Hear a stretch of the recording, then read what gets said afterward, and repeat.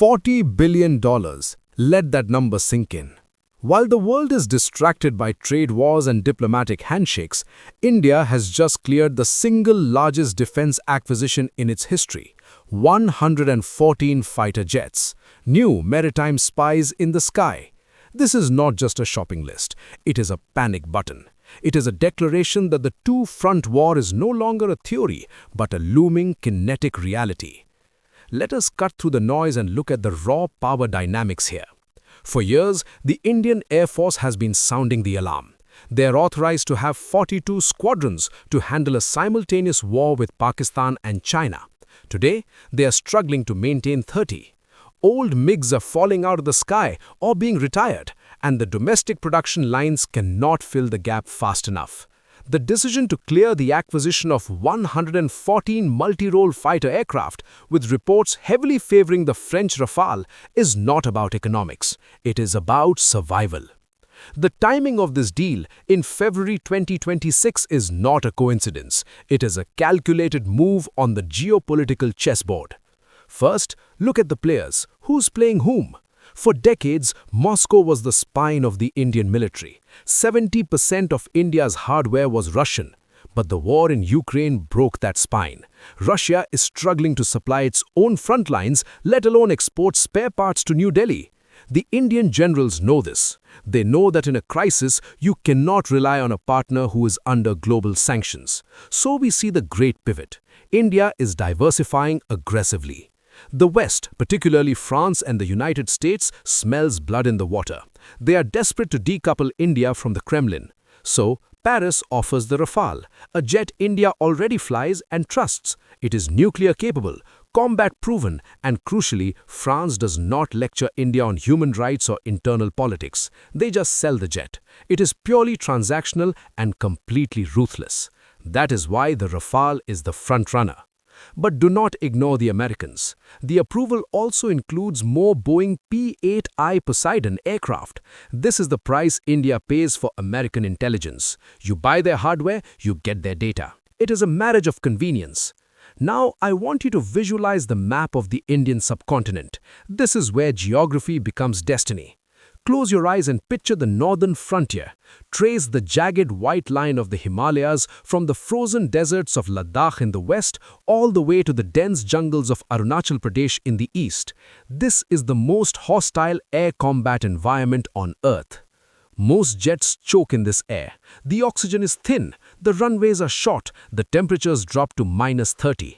If a conflict erupts here against the Chinese PLA Air Force, you do not need just any jet. You need a machine that can take off from a high-altitude base like Leh, carrying a full payload of Meteor missiles, strike deep into the Tibetan plateau and return. The Rafale has proven it can do this. The geography dictates the machine. The Chinese J-20s are powerful, but operating them from the high altitude of Tibet imposes severe weight penalties. India is buying the Rafale to exploit that specific weakness. Now, shift your gaze south.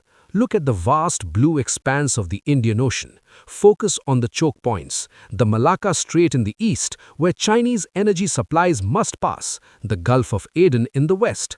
This is the playground of the Boeing P-8I Poseidon. These are not just planes, they are submarine hunters. China is aggressively expanding its footprint here. They are sending submarines into the Indian Ocean region, often docking in Pakistan or Sri Lanka under the guise of anti-piracy. But you don't use a nuclear submarine to catch pirates. You use it to encircle your rival. The P-8Is are the eyes that track those shadows beneath the waves. They can drop torpedoes from the sky. They can track a periscope from 30,000 feet. By buying more of them, India is telling Beijing, we see you. However, as a realist, we must address the hypocrisy. The global narrative is often about peace, stability, and Make in India.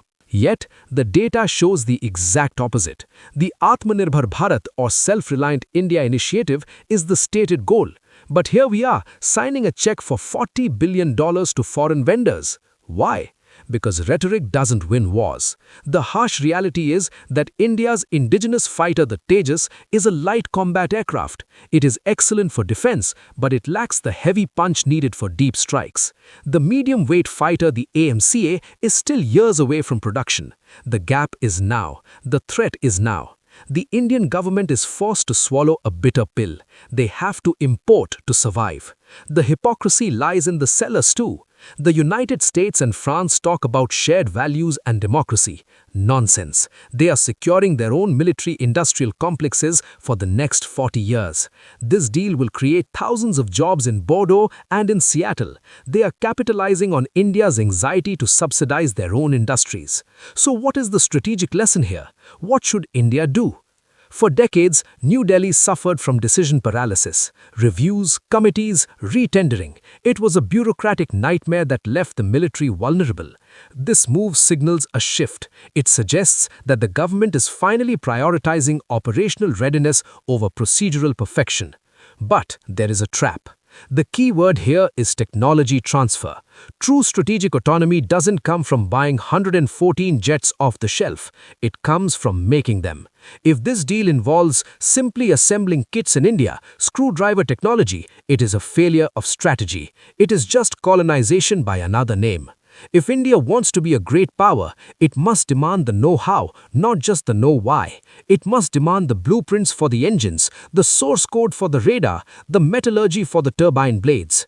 India cannot afford to trade dependence on Russia for dependence on France. You simply change masters, you do not become free. The lesson is simple. Money buys hardware, but only R&D buys freedom. Look at China. 30 years ago, they bought Russian jets. They took them apart, reverse-engineered them, and built their own. Now, they don't buy, they sell. That is the path of a superpower. India is still in the buying phase. This deal buys time, perhaps 10 or 15 years of air superiority. But if India does not use this time to fix its own domestic engine programs, like the Kaveri engine, then in 2040, we will be having this same conversation, writing another massive check to a foreign power. Strategic autonomy is not a slogan. It is the ability to say no to a superpower because you do not need their spare parts. That is the end game. Before we sign off, I want to test your understanding of the region's air power. Here's a quick question for you. The Indian Air Force operates a mix of aircraft from different nations. Which of the following fighter jets currently in service with the IAF is of Russian origin? Is it A, the Mirage 2000? B, the Jaguar, C, the Sukhoi Su-30 MKI, or D, the Rafale? Think about the supply chain issues we discussed. Let me know your answer in the comments below. In geopolitics, there are no permanent friends, only permanent interests. Strength respects strength. Weakness invites aggression. Keep your eyes on the map, watch the borders, and question everything. Thank you for listening.